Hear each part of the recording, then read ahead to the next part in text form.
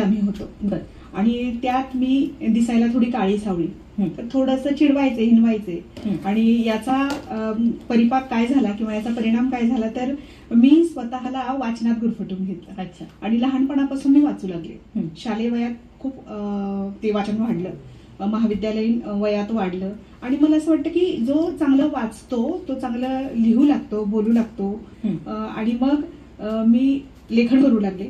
आणि त्या काळात असं होतं की मुलीसाठी सेफ अँड सिक्युअर असं नोकरी किंवा जॉब काय असेल तर डीएड करावं आणि शिक्षिका व्हावं म्हणून.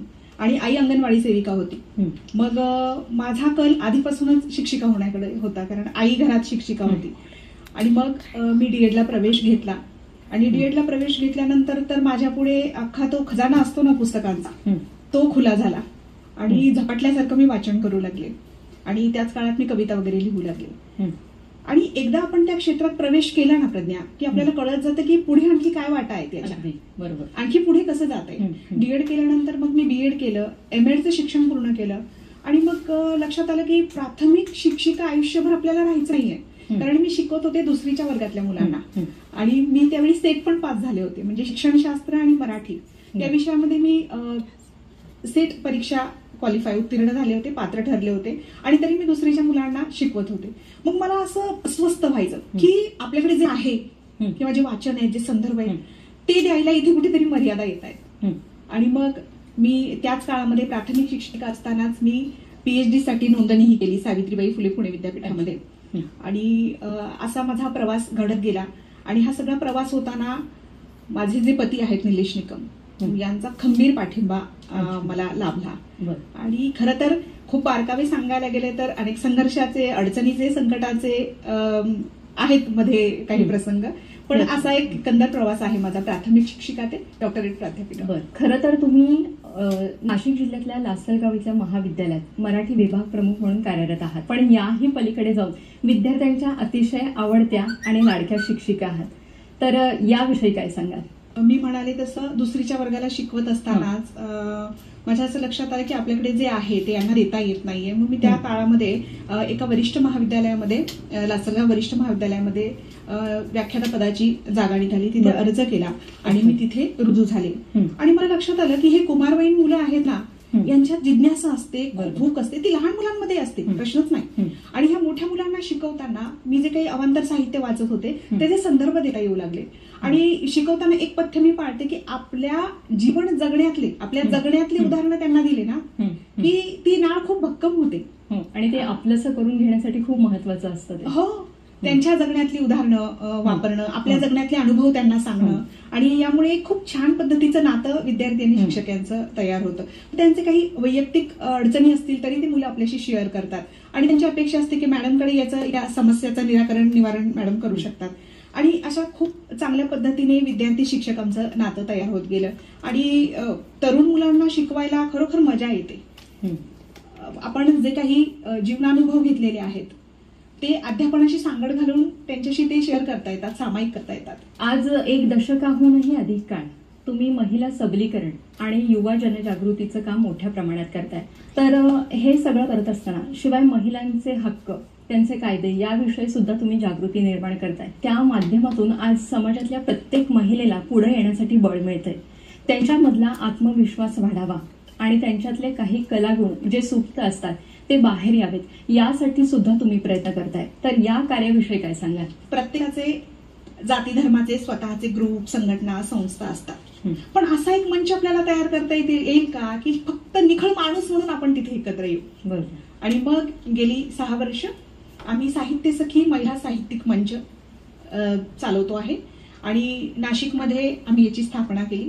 5 राज्यस्तरीय साहित्य संमेलनं घेतली, ज्याच्या अध्यक्षा प्रज्ञा पवार, दिशा पिंकी शेख, शमिभा पाटील, छाया लोखंडे, सुमती पवार ह्या होत्या. या मंचाचं उद्दिष्ट विशेष असं आहे की प्रागतिक विचारधारा स्वीकारणाऱ्या, अवलंबणाऱ्या आणि जगणाऱ्या महिलांना आम्ही तिथे बोलवतो अध्यक्ष म्हणून. समता प्रस्थापित करणारा हा मंच आहे असं सहभागी अनेक माझ्या महिला मैत्रिणींचं मत आहे. तर समता फक्त स्त्री पुरुष समता असं नाही, तर जेंडर इक्वॅलिटी म्हणजे आम्ही पारलिंगी समूहातल्या, ट्रान्सजेंडर समूहातल्या 2 महिलांना इथं अध्यक्ष म्हणून बोलवलंय, बरं. दिशा पिकीशी, की त्या काय विचार करतात. त्यातली एक PhD करते आणि एक एका राजकीय पक्षाची प्रवक्ता आहे. आणि ती ज्या पद्धतीनं तिनं मांडणी केली स्त्रियांबद्दल ती म्हणजे अप्रतिम होती आणि अपूर्व अशी होती. तर समता प्रस्थापित करायची तर सगळ्याच बाबतीत करायची. आणि या साहित्य सखी महिला मंचमध्ये सर्वसमावेशकता आहे. ती कशी, तर इथे नोकरदार महिला आहेत, म्हणजे वकील आहे, डॉक्टर आहे, प्राध्यापिका आहे, शिक्षिका आहे, पण लिहित्या हातांच्या गृहिणी सुद्धा आहेत. हे जनरली असं त्यांना एक संकोच वाटतो ना, की आपण कसं यांच्यात सहभागी व्हायचं. आणि मग त्या येतात, अभिव्यक्त होतात. साहित्य सखीचा मूळ उद्देश असतोय ना समता प्रस्थापित करणं आणि अभिव्यक्ती. कारण इतर मिश्र संमेलनांमध्ये काय होतं की महिला म्हणजे केवळ शोभेच्या वस्तू असं होतं, पण इथे नाही, आम्ही सगळं उभं करतो इथे आणि ते एक दिवसीय साहित्य संमेलन पार पाडतो. त्याचबरोबर आम्ही एक वैचारिक व्याख्यानमाला घेतली होती, विचार पेरत जाऊ या शीर्षकाची, कोरोना काळामध्ये ज्या काळात आपण घरात बंदिस्त होतो. बरोबर.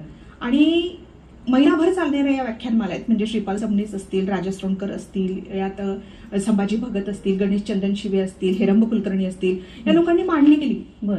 आणि या सर्व मांडणीचं 30 दिवसांच्या त्या व्याख्यानमालेचं संपादित पुस्तक विचार पेरत जाऊया या नावाने आलं. महिलांचं वैचारिक भरणपोषण पण व्हायला पाहिजे, त्यांना त्यांच्या अभिव्यक्तीसाठी मंचही मिळायला पाहिजे, यासाठी आम्ही प्रयत्नशील आहोत. आणि खूप सुंदर प्रतिसाद अवघ्या महाराष्ट्रभरातून आम्हाला मिळतोय. खरंच आज महिला सबलीकरण या माध्यमातून तुमच्याकडून खरंच खूप मोठं काम होतंय. आज त्यामुळे महिलांमध्ये आत्मविश्वास निर्माण होतोय आणि ही खूप महत्वाची आणि मोलाची गोष्ट आहे. मैत्रिणींनो, कार्यक्रमात घेऊया एक छोटीशी विश्रांती.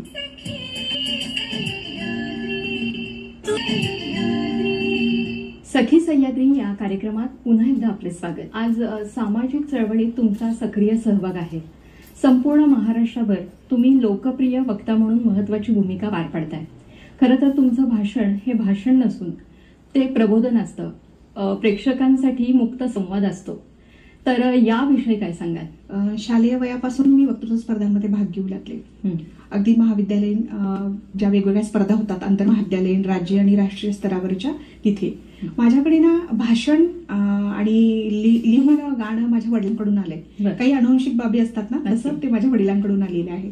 आणि मग हे सगळं करत असताना माझ्यातल्या वक्त्याची मला आणि महाराष्ट्राला खरी ओळख झाली. ते निमित्त होतं जेव्हा मी वरिष्ठ महाविद्यालयात रुजू झाले आणि सावित्रीबाई फुले पुणे विद्यापीठ अंतर्गत जे काही बहिष्कार शिक्षण मंडळ आहे त्याची मी ग्रंथ अन्वेषक आणि व्याख्याता झाले, मान्यता मला मिळाली विद्यापीठाची. तेव्हा नाशिक जिल्हाच नाही तर महाराष्ट्र पिंजून काढला आणि वेगवेगळ्या विषयांवर बोलू लागले. लोकांच्या अपेक्षा वाढल्या आणि मी जे बोलते ते श्रोत्यांना पटू लागलं, रुचू लागलं. अभ्यासोनी प्रगटावे याप्रमाणे आपण जी काही मांडणी करणार आहोत ती सहसंदर्भ करावी, मुद्देसूद करावी, हे कळत गेलं आणि खूप चांगला प्रतिसाद लाभला. वेगवेगळे विषय संयोजक मला द्यायचे आणि मग त्या विषयांना अनुसरून अभ्यास करून मी त्या ठिकाणी पोहोचून मांडण करायचे. आणि वक्ता म्हणून खूप प्रेम मिळालंय. खूप चांगले अनुभव माझ्या गाठीशी आहे जे ऊर्जा, प्रेरणा आणि बळ देतात. कवी संमेलन असो, साहित्य संमेलन असो, कथाकथन, परिसंवाद, अशा वेगवेगळ्या कार्यक्रमांना आपल्याला निमंत्रित केलं जातं. तर असा काही अनुभव आलाय का की ज्या गोष्टींचा तुमच्या संपूर्ण कार्यावरच परिणाम झालाय? तसं तर माणूस आजन्म शिकत असतो, अनेक अनुभव येतात आणि त्याच्यातून तो शिकत जातो, धडे घेत जातो. तसं हे सगळी भ्रमंती करत असताना माझ्या लक्षात आलं तर बाईला दुय्यम लेखलं जातं. हे सगळं करत असताना लक्षात आलं की गुणवत्ता, बुद्धिमत्ता, कौशल्य तुमच्याकडे कितीही असू देत, शेवटी बाई माणूस म्हणून तुमच्याकडे बघतं. आणि आहे पुरुष वर्चस्ववादी आपला भवताल आहे आणि त्यानुसार खरं बोलणारी, वस्तुस्थिती मांडणारी आणि ठाम ठोस भूमिका, मत, निर्णय असणारी बाई या व्यवस्थेला आवडत नाही. बघा, म्हणजे तुम्हाला ते ऐकायला जरा जड जाईल श्रोत्यांना कदाचित, पण हे खरं आहे की खरं बोलणारी आणि ठोस भूमिका असणारी, होयबान असणारी बाई इथल्या व्यवस्थेला आवडत नाही. अजून म्हणावा तसा दृष्टिकोन बदललेला नाहीये जरी आपण म्हणत असलो. बरोबर, असं होतं. आणि सकारात्मक अनुभव मला अधिक मिळालेले आहे. कारण मी जिथे जाते, गाव पाड्यावर जाईन, मी शहरात जाईन, मेट्रो सिटीत जाईन, मोठ्या शहरात जाईन, तिथे त्यांच्यासारखी होऊन बोलते, मांडणी करते. आणि गावखेड्यावर, पाड्यावर तर इतकं निखळ प्रेम मिळालेलं आहे. सातत्यपूर्ण दर्जेदार लेखन तुम्ही करता, त्यामागे एक तळमळ असते. खरं तर तुमचं साहित्य हे सामाजिक परिवर्तनाचा ध्येय आणि ध्यास घेतलेलं साहित्य असं मला वाटतं. तर लेखन प्रांताकडे तुम्ही कशा वळला? लिहिणं पण माझ्या वडिलांकडून मला माझ्याकडे आलेलं आहे. आता ते नाहीत, परंतु तो वसा वारसा मी चालवते आहे. कसं आहे, आपण भवताल पाहून त्याचं निरीक्षण करून चिकित्सा करतो, अस्वस्थ होतो. आणि हे होतं माझ्याकडे. मी म्हटलं की मी अशी पटकन कुणामध्ये मिसळत नाही. मला वैचारिक स्तर सारखं असणारे किंवा वेवलेंग जुळत असेल तिथे मी पटकन फुलते. मग निरीक्षण शक्तीचा वापर करून जे भवताल आहे ते बघून पारखून हे असं का होत असेल, कुठे, कसं, हे प्रश्न मला पडायचे आणि त्याची उत्तर पुस्तकांमधून मिळायची. आणि माझ्या वयाच्या दुप्पट वय असलेल्या माझ्या मैत्रिणी आहेत. हा माझा बेनिफिट आहे. मी स्वार्थी म्हणावं नाही तर काही म्हणा मला, पण त्यांचे अनुभव ऐकून आपल्याला लवकर शहाणं होता येतं. हा तर हे आहे. लिहिणं माझ्याकडे आलं ते माझ्या वडिलांकडून आणि आज 13 पुस्तकं आहेत. मी एक माझ्या लिहिण्याचं सूत्रतत्व आखून घेतलंय. अवास्तव काहीही कधीही लिहायचं नाही. जे वास्तव आहे, भवताला दिसतं आणि जे मनाला भावलं, जे पटलं तेच तुम्ही लिहिता. हो, म्हणजे मी गमतीने खूप वेळा काही कार्यक्रमांमध्ये म्हणते की ऊन, वारा, पाऊस, फुलं, पानं याच्यावरची कविता माझ्या पुस्तकात तुम्हाला भेटणार नाही. माझ्या पुस्तकात तुम्हाला लढण्याची, भिडण्याची आणि इथल्या शेवटच्या माणसाच्या भावभावनांची कविता भेटेल. जगण्याची ताकद खरं तर तुमच्या या साहित्यातून लोकांना मिळते. असं होत असेल तर खूप उत्तम आहे. प्रतिभाताई, आतापर्यंत तुमच्या अनेक पुस्तकांना पुरस्कार मिळाले, पण त्यामध्ये बहुचर्चित असं अस्वस्थतेची डायरी हा ललित वैचारिक लेखसंग्रह आहे. याला अनेक पुरस्कार प्राप्त झालेत. तर या पुस्तकाविषयी काय सांगाल? अस्वस्थतेची डायरी हे माझं जे पुस्तक आहे, या पुस्तकामध्ये जे लेख लिहिले ते एका नामांकित दैनिकात मी सदर लेखन करत होते. त्या सदर लेखनातले आहेत. आणि कोरोना काळामध्ये जे भयंकर भवताल आपण बघत होतो, जे अस्वस्थ करत होतं, अगदी झोपू देत नव्हतं, स्वस्थ बसू देत नव्हतं, ते सगळं मी शब्दांकित केलं त्या काळामध्ये. म्हणजे फलाटावर ती आई मरून पडलीये, 1.5 वर्षाचं तिचं लेकरू आहे आणि त्याला माहित नाही आई मृत झालीये. तो तिच्या अंगावरची चादर ओढते आणि उठवते. हे दृश्य आपण माध्यमांमध्ये पाहिलं होतं. किंवा बेरोजगारीचं प्रमाण इतकं, सगळे मजुरी हातावर जे काम करणारे लोक होते त्यांना काम मिळत नव्हतं, तर खायला काय मिळणार आहे. आणि अशा काळामध्ये त्या एका आईनं, मजूर असणाऱ्या आईनं एका बादलीमध्ये आपल्या 2 आणि 3 वर्षांच्या मुलांना बुडवून मारलं. हे खूप व्यथित करणार आहे. हे आपल्या भवतालाचं वास्तव दाखवणारं चित्र आहे. किंवा ती पहिलीत करीन 1600 किलोमीटर चालत जाते आहे त्या सगळ्या गोतावळ्या समवेत. त्यावेळी वाहनं बंद होते ना, वाहतूक सगळी बंद होती, प्रवास बंद होते, निर्बंध होते त्यावर. त्या काळात 9 महिने भरत आलेली ती पैलट करीन रस्त्याने चालते, मध्येच तिला प्रसव कळा येतात, ती बाळंत होते. हे बळ कुठून आलं ह्या बाईमध्ये? ती बाळंत होते. त्या बाळाची नाळ कापल्यानंतर पुन्हा 1.5 तासात त्या बाळाला दुपट्यात गुंडाळून ती चालू लागते तिच्या गावाकडे. म्हणजे हे सांगताना सुद्धा शहारे येत आहेत माझ्या अंगावर. ते इतके भीषण आणि भयंकर प्रसंग होते. हे सगळं अस्वस्थतेची डायरी यामध्ये आलेलं आहे. आणि या अस्वस्थतेच्या डायरीला मराठी साहित्य संमेलनाचे माजी अध्यक्ष डॉक्टर श्रीपाल सबनीस यांची दीर्घ अशी प्रस्तावना लाभलेली आहे. आणि हे पुस्तक इतकं लोकप्रिय झालं आणि खूप मोठ्या प्रमाणात स्वागत करण्यात आलं, म्हणजे मलाही अनपेक्षित होतं हे. आणि राज्यातले अनेक नामांकित पुरस्कार या पुस्तकाला मिळाले. पण सगळ्यात मोठा पुरस्कार जो असतो लेखकासाठी तो असतो की ते पुस्तक किती वाचकांनी वाचलंय आणि त्यांच्या अगदी मनाच्या तळातून तुम्हाला जेव्हा प्रतिक्रिया येतात. ते हे आहे अस्वस्थतेची डायरी. आज साहित्याप्रमाणेच कविता सुद्धा तुमच्या अत्यंत आवडता आणि जिव्हाळ्याचा विषय. खरं तर साध्या सोप्या शब्दात मनाचं आक्रंदन करणं हे तुमच्या कवितेचं वैशिष्ट्य सांगता येईल. आणि वेदनेला अर्थ देणारी आशयघन कविता तुम्ही सातत्यानं लिहिता. तर त्यामागची भूमिका काय आणि कवितेच्या माध्यमातून आपण व्यक्त व्हावं असं का वाटलं? सगळ्यात आधी मी जो साहित्य प्रकार हाताळला ना प्रज्ञा, तो होता कविता. आणि मुळात साहित्य लेखनाची सुरुवात किंवा निर्मिती किंवा उद्गम झाला ना तो कवितेतून झालेला आहे. आणि मग इतर साहित्य प्रकार जन्माला आले. तसं मी पहिल्यांदा लिहिली ती कविता लिहिली पदवीला शिकत असताना. माझ्या सावित्रीनं दिलं मला अक्षरांचं दान, माझ्या अक्षरांचे दीप तुझ्या पायी पंचप्राण, अशा त्या ओळी होत्या. कवितेत व्यक्त होणं मला आवडतं. कारण आपण आपल्याला जे सुचतं ना ते तो विशिष्ट साहित्य प्रकार लिहून येतं, त्याचं रुंजी घालत येतं, ते नाचत येतं की ही याची कथा होईल की याची कविता होईल. आणि कविता माझा आवडता साहित्य प्रकार आहे. कविता लिहायला आवडते, तेवढीच गायला आवडते, सादर करायला आवडते आणि वेगवेगळ्या साहित्य संमेलनांमध्ये मी ती सादर करत असते. कविता हे माझं पहिलं प्रेम आहे, कारण नंतरचे जे साहित्य प्रकार किंवा लेखन आलं माझं किंवा माझे साहित्यिक अपत्य आले त्याची सुरुवात कवितेपासून झाली आहे. मैत्रिणींनो, कार्यक्रमात घेऊया एक छोटीशी विश्रांती. कुठेही जाऊ नका, पाहत रहा सखी सह्याद्री.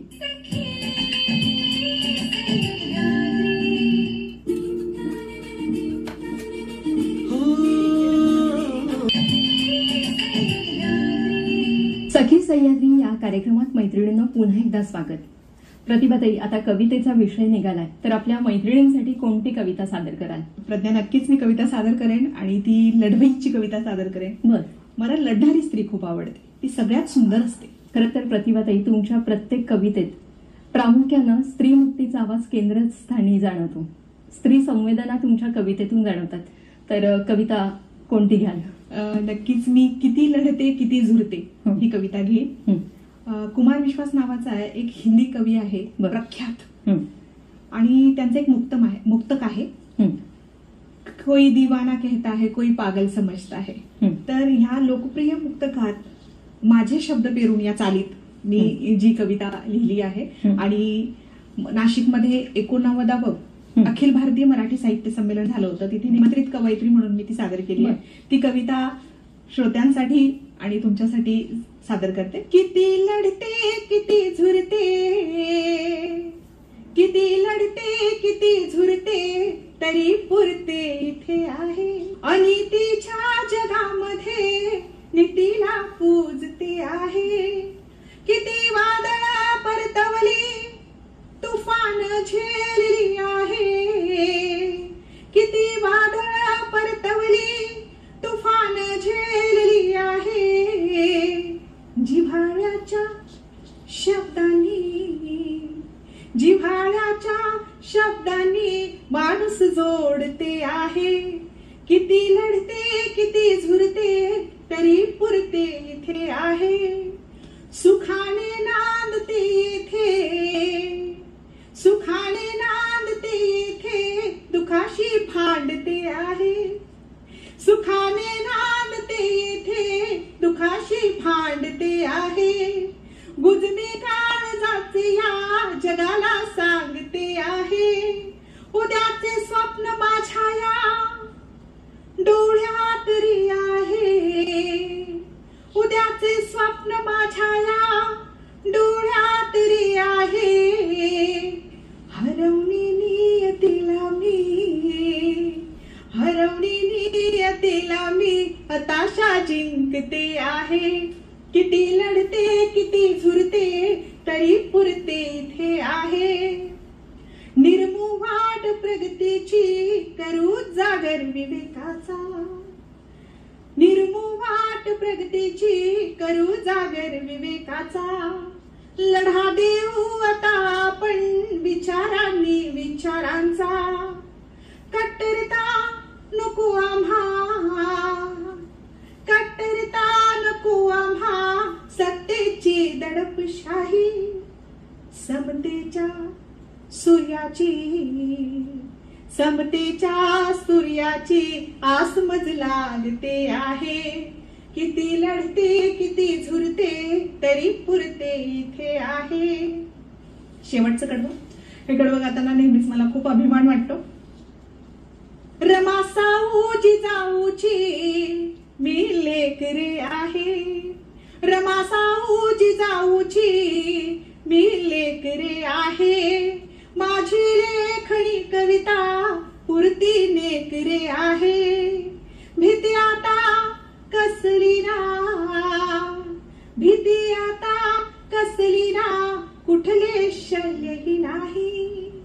माझे संविधानच रे, माझे संविधानच रे, माझ्या जगण्याची ग्वाही, मुक्त जगण्याची ग्वाही, माझ्या जगण्याची ग्वाही. वा, फार सुंदर, खूप सुंदर कविता आपण सादर केलीत. प्रतिभाताई, तुमचा संवाद श्वास माझा हा काव्यसंग्रह आणि 10 महिन्यांचा संसार हा कथासंग्रह, हे दोन्हीही संग्रह हिंदी आणि इंग्रजी भाषेतून अनुवादित करण्यात आलेत. आणि हा अनुवाद, हे प्रकाशन दिल्ली इथल्या एका नामांकित प्रकाशन संस्थेने केले.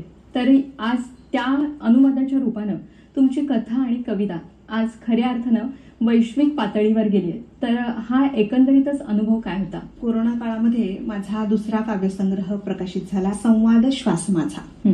आणि याचं प्रकाशन डॉक्टर प्रज्ञादया पवार, प्रसिद्ध साहित्यिक, यांच्या हस्ते झालं. आणि प्रमुख उपस्थिती होती माजी IAS अधिकारी आणि लेखक असणाऱ्या BG वाकसरांची. आणि BG वाकसरांनी मनोगत व्यक्त करताना त्या मनोगतात सांगितलं की ही वैश्विक स्तरावर जावी अशी कविता आहे, ही वैश्विक कविता आहे, इतर भाषांमध्ये ही कविता यायला हवी. आणि मग ऑथर प्रेस दिल्ली या प्रकाशन संस्थेने संवाद मेरा संजीवनी हा हिंदी अनुवाद संवाद श्वास माझा या काव्यसंग्रहाचा प्रकाशित केला. आणि डायलॉग माय लाईफ हा इंग्रजी अनुवाद प्रकाशित केला. त्याचप्रकारे 10 महिन्यांचा संसार हा कोरोना एकल महिलाच्या आयुष्यावर खऱ्या खुऱ्या कथा आहे, त्यांच्याशी मी बोलले आहे.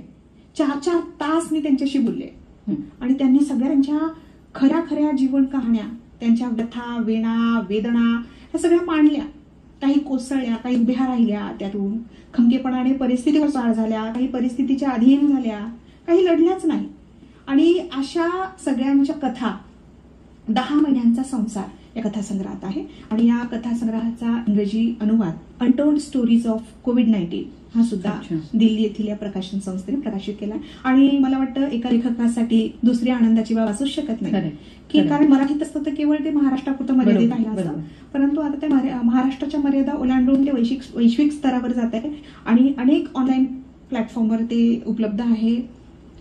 वाचक तिथून घेतात आणि प्रतिक्रिया कळवतात. ही खूप आनंदाची आणि खूप अभिमानाची सुद्धा ही गोष्ट आहे. आज कलेच्या प्रत्येक प्रांतात तुम्ही मुसाफिरी केली.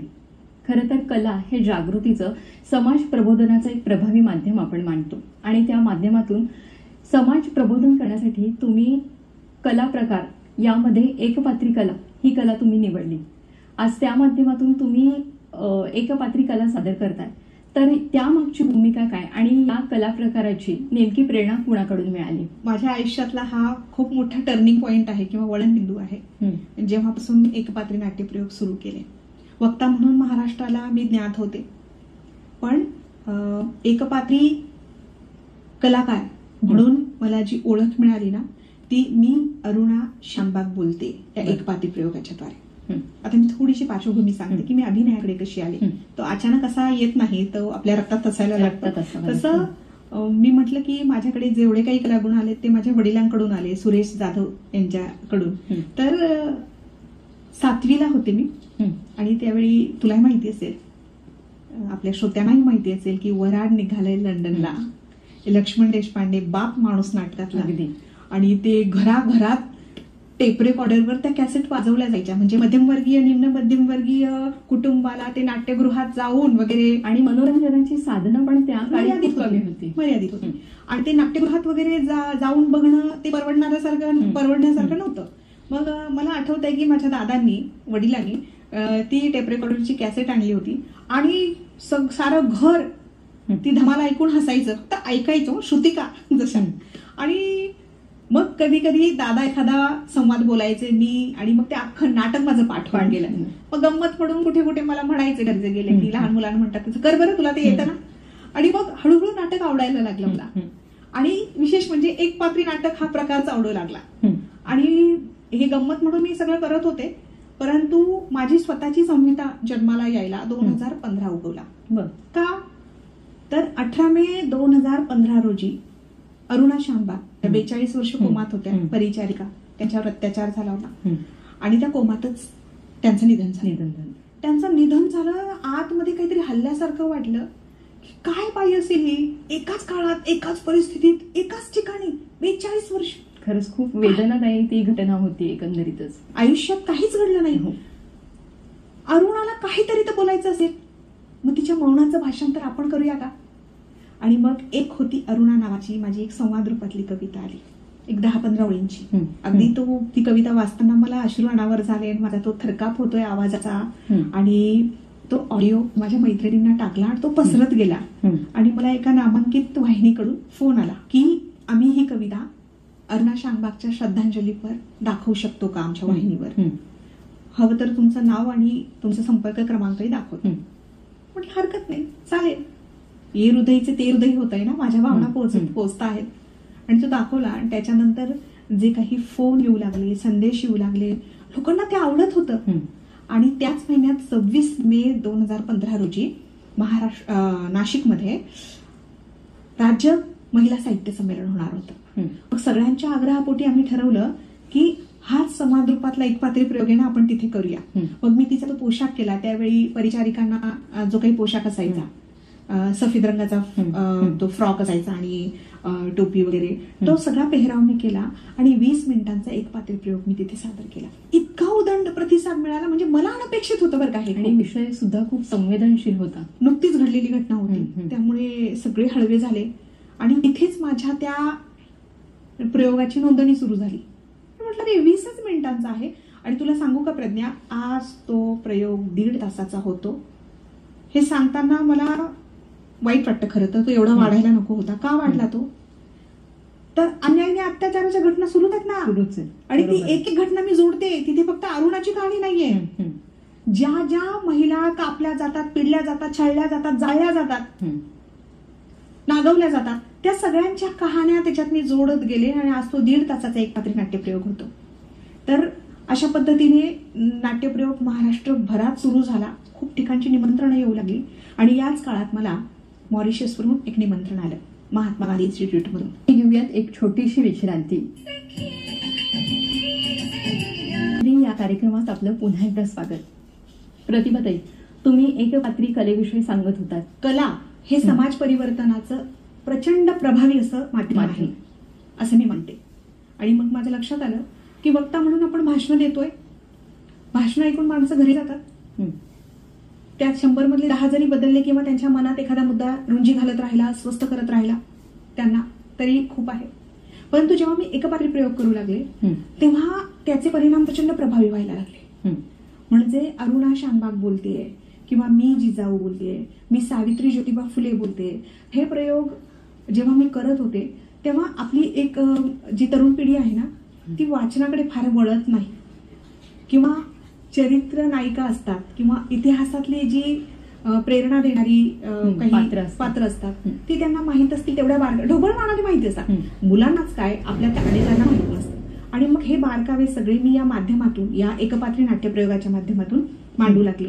आणि काय झालं याचा परिणाम की इतिहासही माहिती होत गेला, सजगता निर्माण होत गेली. आणि एक कलाकार म्हणूनही मला समाधान मिळत होतं की एवढ्या मोठ्या आयुष्यात काहीतरी तर करतोय आपण खारीचा वाटा. मी जिजाऊ बोलतेय हा एकपात्री प्रयोग, याचा शुभारंभ तुम्ही मॉरिशसमध्ये केला. आणि मी सावित्री ज्योतिबा फुले बोलते या कार्यक्रमाचा सादरीकरण तुम्ही सिंगापूर इथल्या आंतरराष्ट्रीय परिषदेत सादर केलं. तर आपली कला आपल्या मातीत सादर करणं आणि त्याला आपल्याच लोकांची कौतुकाची थाप मिळणं हे खरं तर खूप स्वाभाविक आहे. पण आपली कला परदेशात सादर करणं आणि त्या निमित्तानं आपल्या देशाचं प्रतिनिधित्व करणं, तर हा सगळा अनुभव कसा होता आणि तिथल्या लोकांचा प्रतिसाद तुम्हाला कसा मिळाला? मी सांगते की एकपात्री नाट्यप्रयोग सादर करणं हा खरोखर माझ्या आयुष्यासाठी वळणबिंदू ठरला. मला खरंच वाटलं नव्हतं की माझी कला मला आंतरराष्ट्रीय स्तरावर नेऊन ठेवेल. अगदी निम्न मध्यमवर्गीय कुटुंबातली जी मुलगी जिला 9वी-10वी पर्यंत पायात चप्पल नव्हती, अशा कुटुंबातली मुलगी 7 समुद्रापार जाते, म्हणजे माझ्यासाठी खरोखर हे स्वप्न की काय असं वाटत होतं. पण जिद्द असेल, चिकाटी असेल आणि सतत नवं काही शिकण्याची जर आपली वृत्ती असेल ना, तर ती आपलं आयुष्य बदलून टाकते. आणि सगळ्यात महत्वाचं म्हणजे शिक्षण माणसाचं अवघं आयुष्य बदलू शकतं, तेजोमय करू शकतं. तर काय झालं, अरुणा शानबागचे प्रयोग सुरू झाले. मी अरुणा बोलतेचे. आणि मला 2016 मध्ये मॉरिशसवरून निमंत्रण आलं आणि मी तिथे मी जिजाऊ संशोधन केलं, इतिहासाची पुस्तकं वाचली, संहिता लिहिली. बरं, माझ्या एकपात्री नाट्यप्रयोगाचं वैशिष्ट्य हे आहे की मीच संहिता लिहिते, माझंच दिग्दर्शन असतं आणि मीच सादर करते. आणि मग मॉरिशसला मी माझा एकपात्री प्रयोग सादर केला. अजूनही ते चित्र माझ्या डोळ्यासमोर, मनचक्षुसमोर तसंच आहे. त्या कार्यक्रमाला मॉरिशसचे शिक्षण मंत्री, सांस्कृतिक मंत्री उपस्थित होते. आणि त्या महात्मा गांधी इन्स्टिट्यूटच्या भल्या मोठ्या प्रचंड ऑडिटोरियममध्ये खचाखच भरलेली गर्दी, हाऊसफुल, की महाराष्ट्रातून कोणीतरी महिला येते जे एकपात्री प्रयोग करणार आहे इथं. आणि तो एकपात्री प्रयोग झाला. आता जिजाऊ मांडताना एक प्रकारचा कैफ येतो, ते धैर्य, ते शौर्य, तो आवेश. आणि अगदी मी नॉनस्टॉप ते सादर करते आहे सगळं, एकटीच त्या मंचावर आहे, एकपात्री प्रयोग आहे आणि ते सगळं सुरू आहे त्या गेटअप मध्ये. आणि शेवटाकडे आले, टाळ्यांचा कडकडाट आणि मेकअप रूम मध्ये गेले. प्रतिभा जाधव होऊच लागले होते जिजाऊंच्या व्यक्तिरेखेतून बाहेर येऊन. तर तिथे एक नाट्य कलावंत आहे मोठा, सोनिया धर्मिया नावाचा, मॉरिशस मधला. ते आले आणि ते मला म्हणाले, मॅडम जरा बाहेर येता का? म्हटलं काय? मला असं वाटलं काही चुकलं की काय, कारण खूप मोठा नाट्य कलावंत आहे वगैरे. म्हणे मला एकदा तुम्हाला नमस्कार करू देत. म्हटलं का? म्हणे त्या जिजाऊ तर आम्ही पाहिल्या नाही, पण जिजाऊ कशा असू शकतील याचा अंश तुमच्या आजच्या नाटकातून पाहिला. एवढा ताकदीने अभिनय तुम्ही सादर केला, त्याचं हे खरं तर उत्तरच म्हणायला पाहिजे. आणि मला म्हणजे अजूनही प्रश्नचिन्ह होतं, मी काय सादर केलं, ते कसं झालं वगैरे बॅकस्टेजला येऊन. पण जेव्हा ही प्रतिक्रिया आली तेव्हा असं वाटलं की काहीतरी बरं आपण आंतरराष्ट्रीय स्तरावर करू शकलो या नाटकाच्या माध्यमातून. हा खूप सुखद अनुभव आहे माझ्यासाठी. आज साहित्य सखी महिला साहित्यिक मंचच्या तुम्ही संस्थापिका अध्यक्ष आहात. तर या चळवळीमागचा हेतू काय? कोणत्या भूमिकेसाठी या चळवळीचं स्थापना झाली? साहित्य सखी महिला साहित्यिक मंच हे नावच हे अधोरेखित करतं की हा महिलांचा आहे. आणि काय होते, मिश्र संमेलनांमध्ये महिलांना दुय्यम वागणूक दिली जाते, हे माझ्या लक्षात आलं. म्हणजे ती किती कर्तृत्ववान असू देत, तिच्याकडे किती गुणवत्ता असू देत, म्हणजे सतरंजाच उचलायच्या आता आम्ही.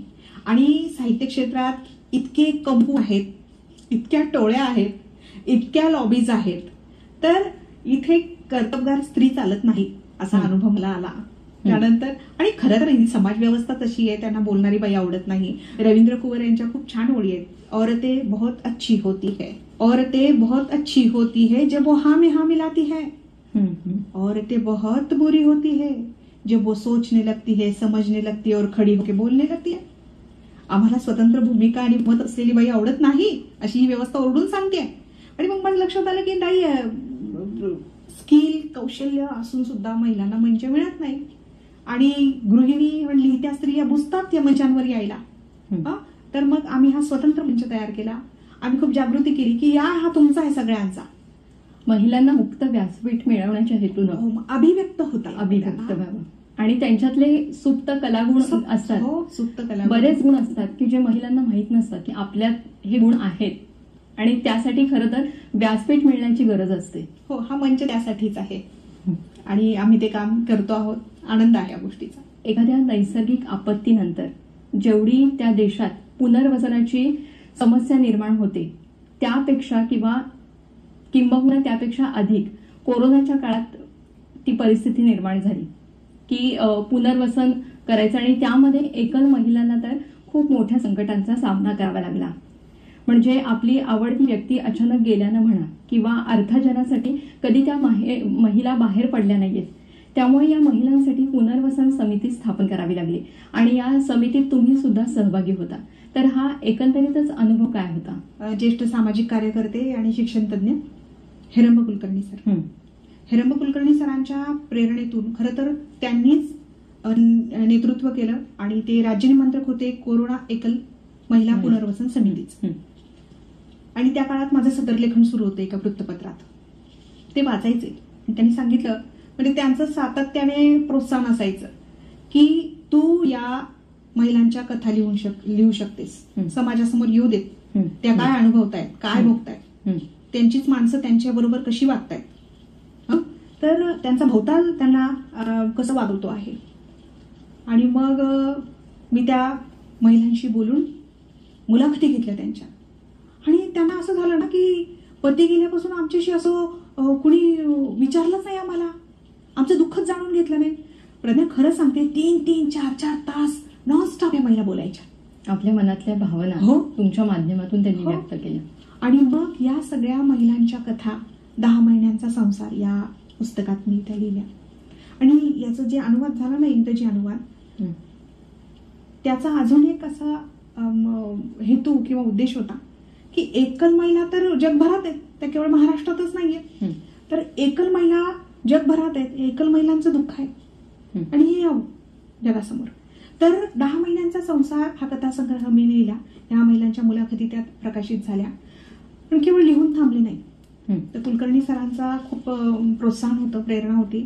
मग आम्ही काही संस्था संघटना असतात ज्या दानशूर दाते असतात त्यांच्याकडून आम्ही मदत मिळवली आणि या महिलांना आर्थिक स्वावलंबी कसं करता येईल. मग आम्ही रोजगारासाठी त्यांना शिलाई मशीन, उपयुक्त साहित्य असं मिळवून दिलं.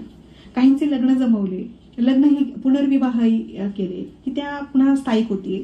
रोजगार निर्माण केले की ज्यामुळे त्या स्वतःच्या पायावर उभ्या राहतील. मैत्रिणींनो, सखी सह्याद्री या कार्यक्रमात घेऊयात एक छोटीशी विश्रांती. सखी सह्याद्री या कार्यक्रमात मैत्रिणींनो पुन्हा एकदा स्वागत. स्त्री भ्रूण हत्या, महिला अत्याचार, स्त्री पुरुष समानता या विषयावर जनजागृती करताय. तर हे सगळं करत असताना असे काही लिंगभेदाचे अनुभव तुम्हाला आलेत का आणि या सगळ्याला तुम्ही कशा सामोरा गेल्यात? लिंगभेदाचे अनुभव येतात. स्त्रियांना दुय्यम लेखलं जातं. अजूनही त्यांच्या क्षमतांवर शंका घेतल्या जातात की बाई माणूस आहे, हे तिला जमेल का. पण संधीची समानता आपल्याला पाहिजे. संधीची समानता जोपर्यंत मिळणार नाही तोपर्यंत तिच्या कौशल्याचा तिलाही शोध लागणार नाही आणि तिला इतरांना ते सिद्ध करून दाखवता येणार नाही. लिंगभेदाचे अनेक गोष्टी मला माझ्या श्रोत्यांकडून ऐकायला मिळाल्या. त्यानंतर मला व्याख्यानाच्या ठिकाणी जे काही लोक भेटायला यायचे त्यांनी त्यांची वैयक्तिक आयुष्यातले किस्से सांगितलेले आहेत. आणि हे मी काय केले, माझ्या प्रयोगामध्ये, माझ्या भाषणातून, लेखनातून ते अधोरेखित केले. आणि काय आहे, लिंगभेदाचे अनुभव येणार आहे हे गृहीत धरूनच आपण पुढे जायचं असतं. जे अनुभव ज्यांच्याकडून येतात, आणि खरं तर मला एक गोष्ट इथे अधोरेखित करायची आहे प्रज्ञा, उच्च शिक्षित आणि उच्च पदस्थ लोक आहेत ना, त्यांच्याकडून हे अनुभव अधिक येतात.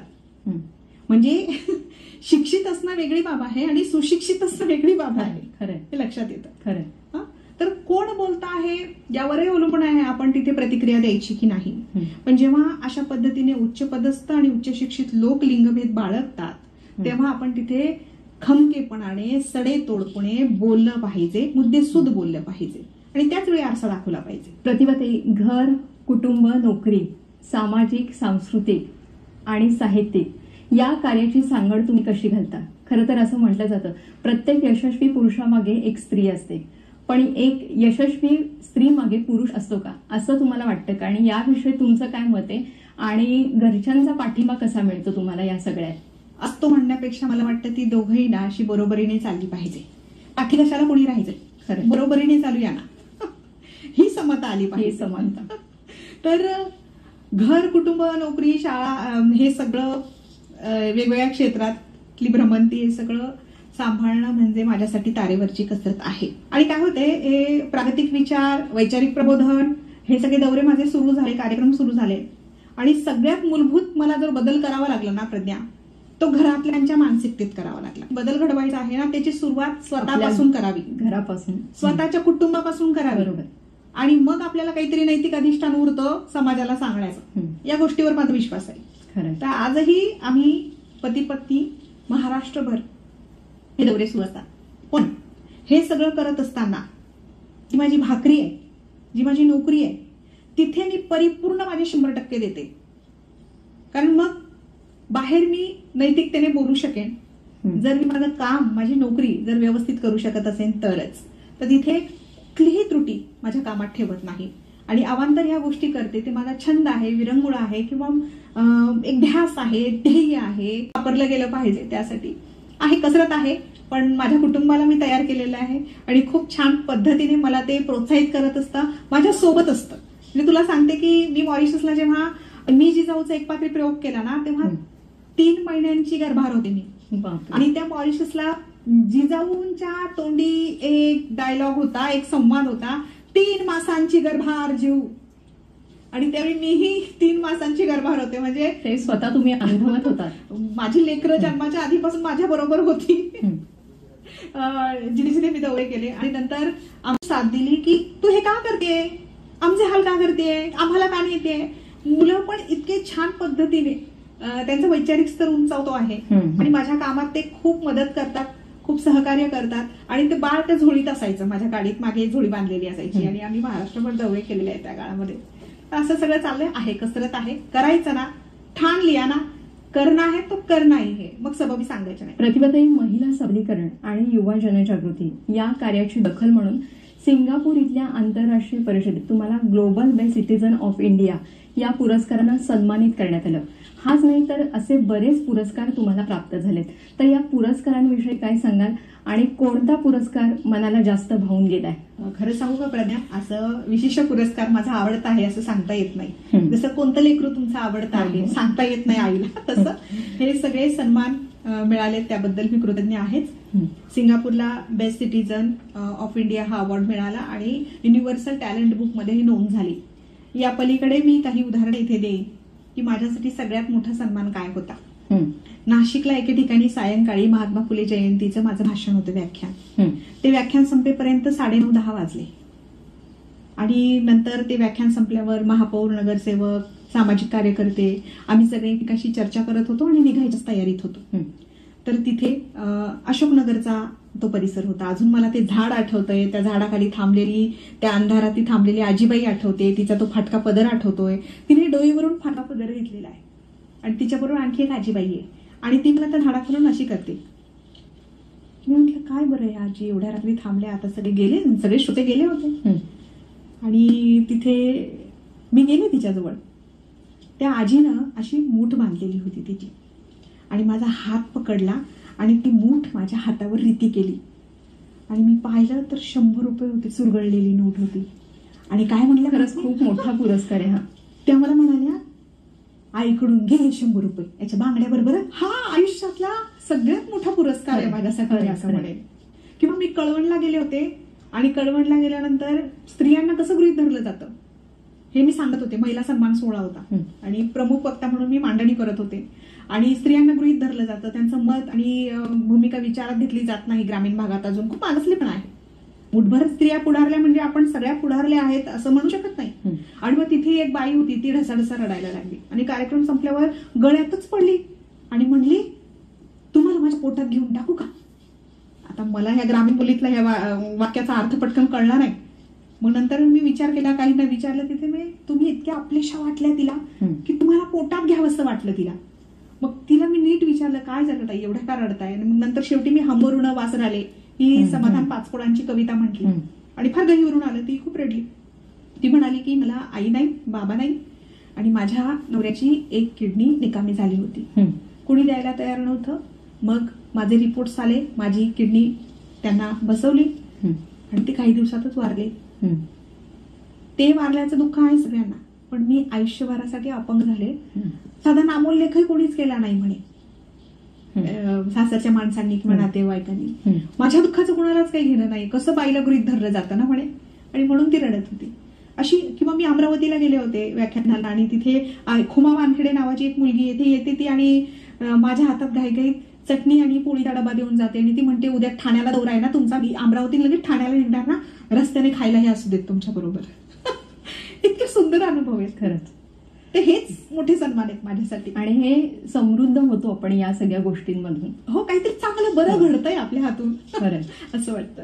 आज वक्तृत्व, कर्तृत्व आणि नेतृत्व या सगळ्या पातळीवर तुमचं कार्य महिलांसाठी खरंच प्रेरणादायी आहे. आता कार्यक्रमाच्या शेवटाकडे आपण वळलोय, तर महिलांना काय संदेश द्याल? कायदेशीरदृष्ट्या, आर्थिकदृष्ट्या सजग व्हा, साक्षर व्हा, विवेकबुद्धी जागृत करा आपली, विज्ञानवादी व्हा, चहाड्या चुगल्या करू नका, नवीन गोष्टी कशा करता येतील, क्योंकि औरत तो पहले से बदनाम है या गोष्टींसाठी चहाड्या चुगल्या करतात. तर नवीन काहीतरी करा मैत्रिणींनो, खूप ऐका. आणि आता एका क्लिक सरशी तुमच्या पुढ्यात स्मार्टफोन आहे, तुम्हाला आवडणारी गोष्ट तुम्ही बघू शकता, ऐकू शकता, नवीन काही कौशल्य शिकू शकता, या गोष्टी आहेत. त्याच्यानंतर संवाद साधा, संवाद ही सुद्धा एक कला आहे. आपण संवाद साधू शकतो इतरांशी. लिहा, नवीन गोष्टीची सुरुवात करा आणि खूप काही करण्यासारखं आहे. माणसं जोडा, बोला, आनंदी राहा, आनंदी जगा आणि स्वतःतलं जे काही बेस्ट आहे ना, जे उत्तम आहे ना, ते शोधा आणि दीर्घोद्योगी राहा. आजही मला जेव्हा फोन येतात आणि विचारलं जातं पहिल्यांदा की कशा आहात किंवा कशी आहेस, तेव्हा मी सांगते व्यस्त आणि मस्त, व्यग्र आणि मस्त राहा, दीर्घोद्योगी राहा. दीर्घोद्योगी राहणं केव्हाही उत्तम.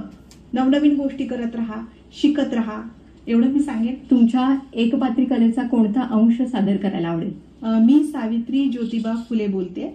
ह्या एकपात्री नाट्यप्रयोगाचा थोडा अंश मी इथे सादर करेन. चप चप चप चप चप पावलं टाकत चालले भिडेवाड्याकडं. त्या 6 इवल्या पोरींचे चेहरे मला खुलावत होते, बोलवत होते, चालले होते. तिथं चौकात एक जत्था थांबलेला मावाल्यांचा, धटिंगण सगळी.